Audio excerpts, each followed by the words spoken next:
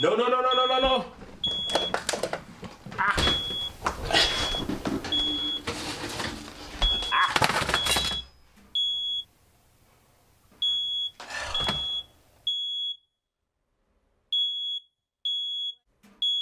Hello everybody, welcome back to the Bachelor Kitchen.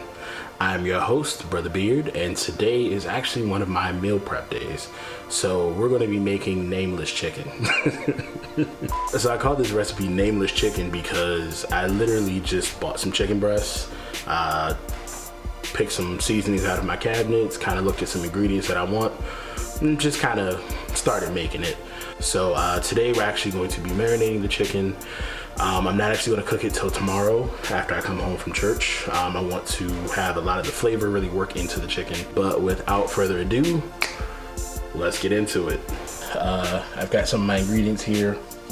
I did pre-prep a couple of things, but first things first, I've got my cutting board. I've got the knife. A lot of fun to use. I've got my chicken. Picked it up from Aldi, that's where I shop, but no product placement. Garlic. In this container here, I've got some leftover red onion that I used the other day. Another whole red onion just in case.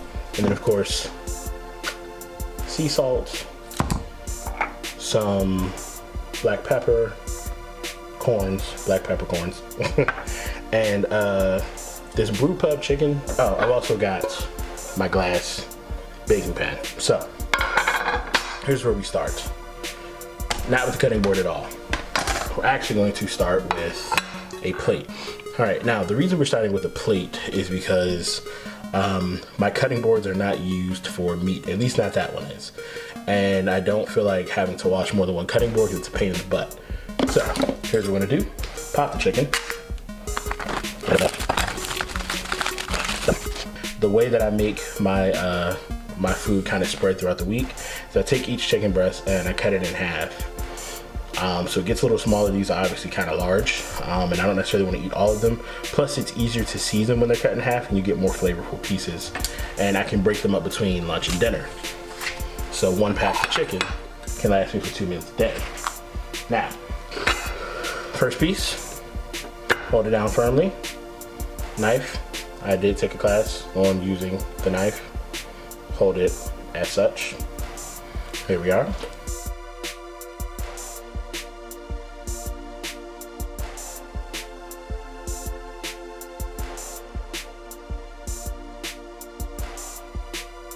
And boom, my last two pieces. Like I said, we're starting with the sea salt.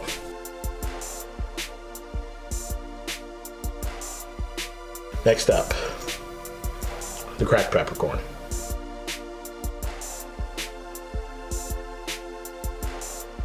This last part is going to be just a little different. I'm not actually going to put the third seasoning on there yet. I'm going to go ahead and chop up my garlic and onions. Like I said, most of these are pre-peeled, so I can go right in.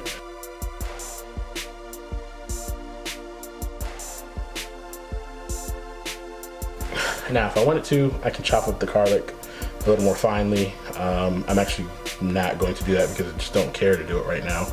Once again, it's late, so I'm going to take the garlic as is and just push it into said chicken.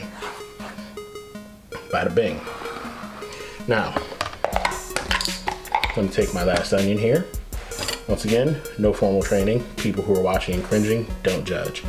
I, in particular, like bigger slices of onion if I'm going to eat the onion, so boom.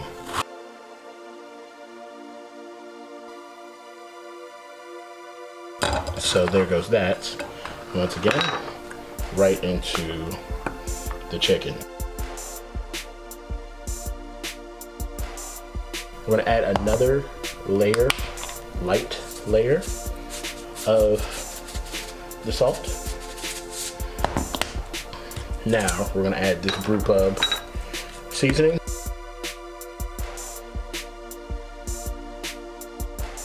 All right, now that we've got our chicken here, like I said, we're gonna let this marinate overnight. so. And into the refrigerator it goes till tomorrow. This is day 2 of the Nameless chicken, which actually just finished out the oven. I cooked it on about 450. Have no idea how long. I just waited till I smelled it and checked it. That's a bachelor move, by the way. No, but in all honesty, learn how long you're supposed to cook your chicken. It smells really good, looks really good. I'm gonna get you guys a shot of it, and this is what it looks like. There you go. It's a chicken. You can see the onions. You see the garlic cook really well. You see the juices right around there. If you look, you can see where I made slice marks in it to make sure that the inside was cooked really well. And well, you know, we're gonna go ahead and give this a try. Make sure it tastes as good as it's supposed to. Go ahead and cut a piece off right there.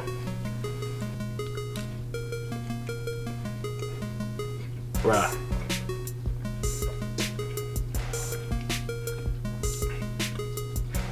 That's some good chicken.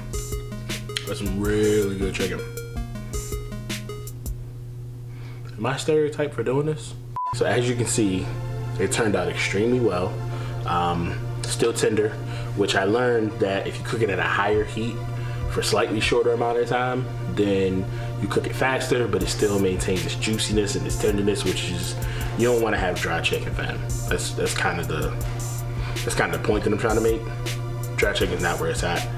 Whatever social media platform you're watching this on, do whatever it takes to be a follower, liker, subscriber, or Regular Heart Productions, Bachelor Kitchen. I'm out.